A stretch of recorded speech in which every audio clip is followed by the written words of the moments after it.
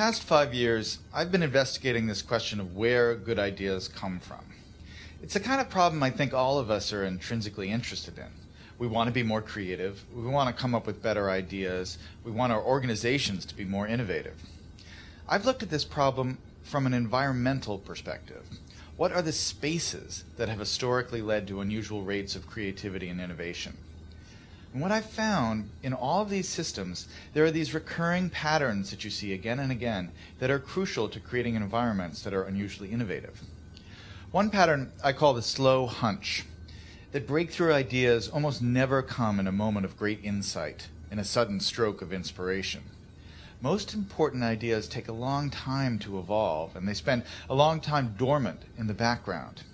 It isn't until the idea has had 2 or 3 years, sometimes 10 or 20 years to mature, that it suddenly becomes accessible to you and useful to you in a certain way. Once you do that, it turns out there are 3 factors that the science shows lead to better performance, not to mention personal satisfaction. Autonomy, mastery, and purpose. Autonomy is our desire to be self-directed, to direct our own lives. Now, in many ways, traditional notions of management run afoul of that. Management is great if you want compliance. But if you want engagement, which is what we want in the workforce today as people are doing more complicated, sophisticated things, self-direction is better. Let me give you some examples of this, of almost radical forms of self-direction in the workplace that lead to good results. Let's start with this company right here, Atlassian, an Australian company. It's a software company, and they do something really cool.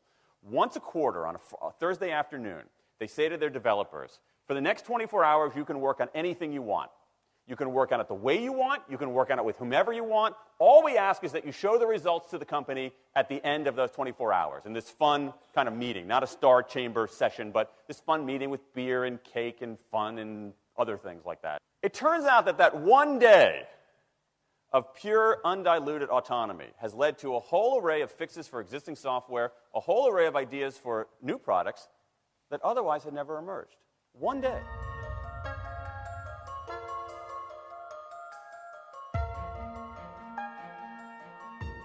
There's an assumption that's often made, which is simply not true when people think about education. And the assumption is that life is linear, that you can anticipate and foresee and predict the lives that people will have. And that assumption shows itself in the way that the school curriculum is managed, how it's narrowed to certain disciplines that are thought to be more useful. It shows itself in the obsession with standardized testing, for example, where all the emphasis is on conformity. And when you talk to politicians about why schools are like this currently, often they'll say it's in the interest of the economy. This strikes me as very ironic, because if you speak to business leaders, they say they want people who are creative, who can innovate, who can think differently, who can work in teams and who can communicate. All the things which are not now being taught in schools that have to submit to these rather standardized programs and policies.